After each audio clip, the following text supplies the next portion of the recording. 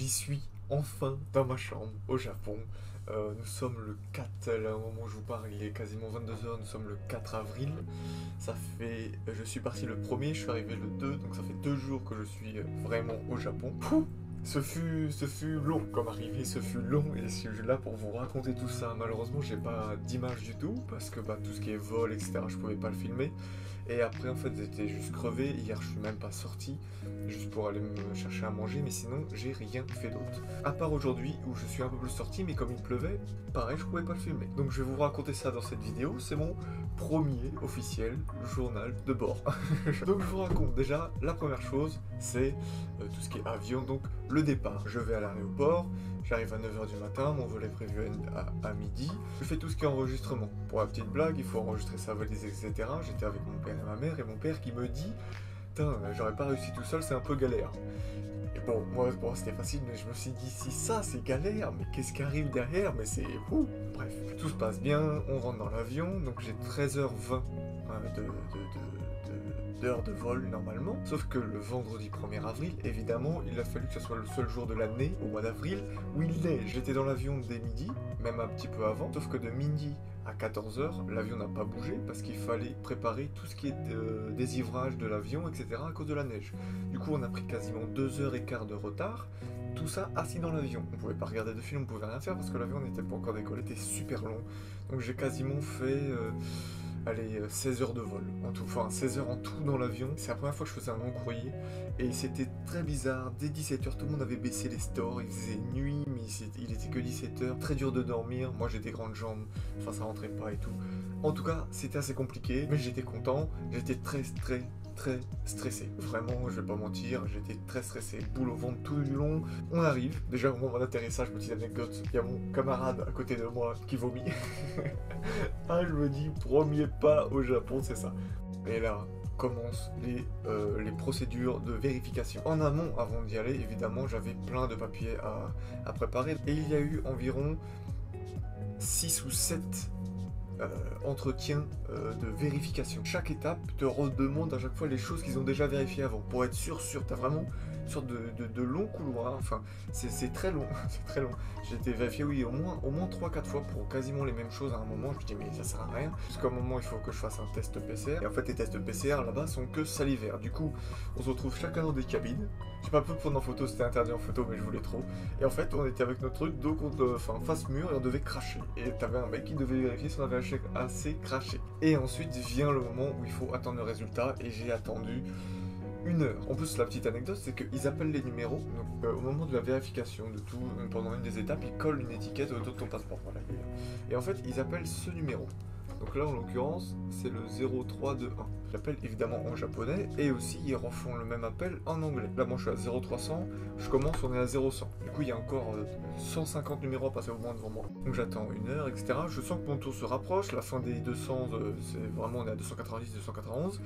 Sauf que vers la fin, je sais pas pourquoi, les derniers appels, elles disaient plus en anglais, elles disaient que en japonais. Et moi, je sais compter au moins jusqu'à 10 en japonais, heureusement. J'étais tendu à chaque fois, et évidemment, quand elle m'a appelé, heureusement que je savais ça, parce qu'elle a appelé que en japonais, elle avait même pas fait le deuxième appel en anglais. En tout cas, c'était bon. Il a fallu faire ma carte de résidence, et le deuxième problème est arrivé. Sur ma carte de résidence, j'ai su que c'était un problème aujourd'hui, mais je m'en suis douté. J'ai un nom de famille composé. Donc mon nom de famille c'est Adèle Leroy. Le passeport pour les personnes qui ont des noms composés, normalement c'est écrit votre premier nom, et si vous voulez le deuxième, c'est écrit usage, donc vous usez le Adèle Leroy en l'occurrence. Donc mon nom c'est Adèle, mais j'use Adèle Leroy. Que le gars, quand il a fait ma carte de résidence en japonais, il n'a pas compris ce que ça voulait dire. Du coup, moi, je m'appelle maintenant Adèle, usage, Adèle Leroy. On peut voir là, Adèle, usage, Adèle Leroy, avec mes prénoms. Donc voilà, et ça va poser problème pour ce que j'ai fait aujourd'hui. Là, à partir de ce moment-là, je sors juste. Donc voilà, j'ai atterri à 11 h, je sors, il est 13 h 30, quasiment 14 h, pas de l'aéroport, mais je sors de... En tout cas, je peux aller dans le Japon. Première chose à faire, c'est avoir un pocket wifi. J'arrive au centre commercial dans l'aéroport, il y a qu'un magasin de pocket wifi ouvert. Je attends au moins 20 minutes, et là, enfin, j'ai mon document pour faire les pocket wifi, etc. et tout, ça va assez vite, relativement cher, 3 jours 30 €, bref, c'est pas grave. Enfin, j'y vais, et là, faut prendre le métro. Déjà, faut savoir que Air France, c'est pas parce qu'il y a eu 2 à 3 heures de retard qu'il y avait eu plus de repas. J'ai mangé que 2 repas, donc le petit-déj et un plat et un truc la veille. Là, j'avais que un petit-déj dans le ventre, il était 14h30. Il faut que j'achète une sorte de l'équivalent d'une carte Navigo en France qui s'appelle la carte Passmo. Passmo ou Suica, et moi c'est Passmo, juste ici. C'est la carte Passmo, donc c'est la carte des transports. Donc, je vais à la machine, il faut que j'ai du cash. Et moi j'avais que de l'euro et j'avais que mes cartes bleues, du coup il faut que j'aille enlever, enfin il faut que j'aille retirer de l'argent, les convertir, donc voilà, je fais tout ça, donc je perds un temps fou, je mets de l'argent dessus, je pars avec mon Google Maps, je pense avoir le bon train, et là je vois, je me gourre. Je me gourre en rentrant dans la station, je veux dire c'est pas grave, je vais ressortir. J'essaie de ressortir, impossible de ressortir. Il faut, enfin en tout cas moi ce que j'ai compris, c'est qu'il fallait absolument prendre le train. Sauf que moi, je devais prendre un train rapide, et moi j'ai pris un train pas rapide du tout, parce qu'il faisait tous les arrêts. Du coup, moi je suis un peu paumé, j'arrive quand même à trouver un train qui va dans la bonne direction, mais je sais même pas si je vais à destination. Et là, je pense que je change au moins 4 ou 5 fois de métro, mais c'est le même en fait. Je me suis pas rendu compte que c'était le même. Il y en a qui sautaient des arrêts et d'autres non. Et des fois, il y avait le rapide que je pouvais attendre, mais je l'ai pas attendu. Donc il y a un moment où j'étais dans un rapide, je pensais que c'était pas le bon. Je suis revenu dans un normal. En fait, c'était lui qui était trop lent. Enfin voilà, j'ai vraiment perdu énormément de temps. Il m'a fallu 2 heures. Voilà, donc je suis parti à 15h, il m'a fallu 2 heures. Et il fallait savoir que j'avais rendez-vous à 17h pile pour ma chambre. Et je suis pile arrivé à 17h alors que j'ai atterri à 11h. Il faut savoir que j'avais 2 valises de 23 kilos, plus un sac à dos, plus un deuxième sac à dos. J'avais faim, j'étais fatigué, tout écrit en japonais, ton cerveau il est cramé. J'arrive à ma chambre, ça parle un peu plus anglais, en tout cas la personne qui fait signer le contrat me parle un peu plus anglais et tout. Voilà, le premier jour est terminé. Je suis enfin arrivé, j'ai été vite fait dans un combini, je me suis acheté à Grail et je suis parti me coucher. Voilà ce qui s'est passé. Donc là, voilà, la première journée très mouvementée, beaucoup de transport hein, entre l'avion, le train, ça m'a fait beaucoup de mal. Ensuite, hier, comme je vous ai dit, j'ai quasiment rien fait. J'étais vraiment fatigué, j'ai dormi quasiment toute la journée et même ce matin, j'ai beaucoup dormi. Là, je me sens beaucoup mieux, mais franchement, c'est la première fois que je faisais un grand décalage et tout. Et même maintenant, j'ai du mal à m'ajuster quand je vois tous mes Instagram, tous mes potes qui sont alors française, j'ai du mal, mais bon, on s'en sort. Hier, la seule chose que j'ai fait quand même, c'est que j'ai commencé à faire toutes les démarches pour mon téléphone. Et donc j'ai été sur quelque chose d'en ligne, ça s'appelle Sakura Mobile, pour avoir un numéro de téléphone japonais et aussi avoir internet. Comparé en France, c'est très très cher. Enfin, en tout cas, moi j'ai un forfait avec 130 Go internet à 34 euros. Là, c'est 25 Go, plus cher que 34 euros. Je crois que je suis à 36 euros. C'est 25 Go d'internet avec j'ai pas SMS illimité, j'ai pas appel illimité, même au Japon. Donc là j'ai fait ça, je vais me coucher sur mes 2 oreilles, je me dis que je vais avoir ma carte SIM dans 2-3 jours, c'est bon. Et ce matin, je me réveille et je vois qu'en fait il faut, j'ai fourni ma résidence carte que l'aéroport m'a donnée, sauf qu'en fait ils ont pas mis l'adresse. Il faut aller se déclarer à la mairie pour qu'ils mettent l'adresse et après avec ça, la société de téléphone peut accepter le fait qu'ils me donnent une carte SIM. C'est obligatoire. J'ai dit, ok, aujourd'hui j'ai un peu le temps, je vais faire des courses et je vais faire ça. Je vais faire les courses. Déjà, première chose pour les courses, je ne comprends rien. Il y a trop de trucs, il y a trop d'affichage, je ne comprends pas. Il y a tous nos produits classiques, ça n'existe pas. Tout est vendu à l'unité, donc t'as pas des sachets de pommes, t'as pas des sachets de tomates, des trucs comme ça et tout. Je me suis fait enfler, j'en ai eu pour quasiment 3000 yens, et j'ai acheté du poulet, des œufs, je crois j'ai trouvé des pâtes, et voilà quoi, enfin 2-3 conneries, un peu de bière, un coca, et voilà quoi. Parce que c'est pas du tout dans le même délire que nous. Ça, c'est pas grave, il va falloir que je m'y accoutume, mais c'est déjà assez compliqué de... Voilà, vraiment c'est paumant. T'arrives dans le magasin, tu ne comprends rien. Je n'ai même pas trouvé d'huile ou de beurre et tout parce que je ne comprends rien. Du coup, je suis allé pour aller faire ma carte de résidence que vous voyez ici et que j'ai mis mon adresse au dos. Pour faire tout ça, il faut aller à la mairie de chaque... c'est pas la préfecture, mais on va dire que c'est une préfecture. Donc moi, ma préfecture, c'est Kitaku. Et donc, il faut que j'aille à la mairie de Kitaku. C'est les quartiers, j'ai envie de dire. Donc voilà, mon quartier de Tokyo, c'est Kitaku. Du coup, il faut que j'aille à cette mairie là. Donc je vais à cette mairie, on a un document. Alors j'avais trouvé sur internet, certains avaient des documents où il y avait écrit japonais, anglais. Il y en a d'autres qui avaient que japonais. Évidemment, je suis tombé sur que japonais. Donc je savais même pas où écrire mon nom, mon prénom, etc. et tout. La dame, elle est venue m'aider. Elle a essayé de me dire où est-ce que je devais remplir, etc.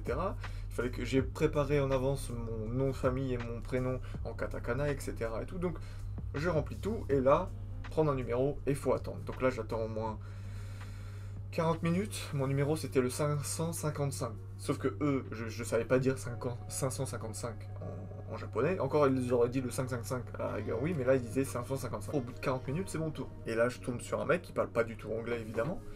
Et là, il commence à me parler japonais. Je comprends rien, comment on va faire et tout. Il essaye de charger sa tablette pour avoir un traducteur. Et ben, ces deux tablettes, elles sont vidées de batterie. Il a aucun chargeur autour de lui. Je me suis dit, oh là là, ça va être tellement long.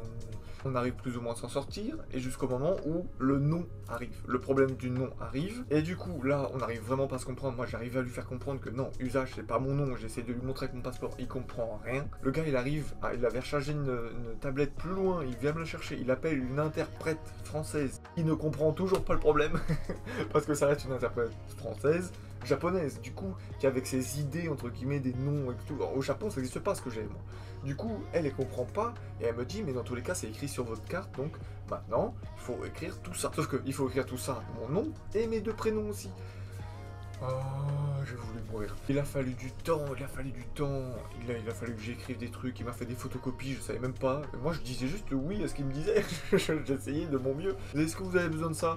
Je fais bah oui, je crois. Bon bah vas-y, allez, c'est bon et tout. Donc, bref. Et je suis resté quasiment 2h15 dedans juste pour faire ça. Et je sais que je dois y retourner pour faire mon assurance japonaise. Et là, j'ai pas du tout hâte et je pense que je vais demander à quelqu'un de japonais de venir avec moi. Voilà mon petit journal de bord sur ces 2 premiers jours, comment ça s'est passé. Mais c'est même 3 premiers jours, même avec l'arrivée. Je réalise pas encore que je suis au Japon, c'est assez bizarre. Alors aujourd'hui un peu plus, parce que j'ai marché un peu dans les rues, un peu plus loin, etc. Le quartier est différent, et là j'ai parlé comme... Enfin, j'ai été entouré de beaucoup de japonais et tout, mais j'ai du mal à réaliser. En tout cas, je suis content, je suis très heureux.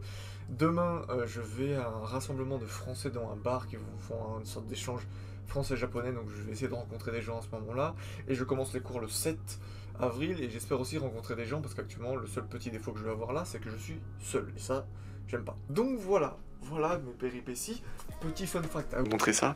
Regardez, dans ma maison je suis, alors je vais pas vous faire visiter ma maison parce que je trouve ça pas très respectueux peut-être pour mes colocs, mais en tout cas, chose que je peux vous montrer, donc vous voyez que je suis assez grand quand même. Et le problème que je vais avoir, mais c'est partout pareil, c'est que ma tête, elle est à moitié plus grande que les portes. Du coup, quand moi je rentre, je suis obligé de faire comme ça. C'est mon fardeau, mais c'est partout pareil, pour les grandes tailles. Non mais dans le métro, je me mange toutes les poignées. Vous savez les poignées où il faut s'accrocher? Mais moi, elles sont à ma tête, je les mange toutes.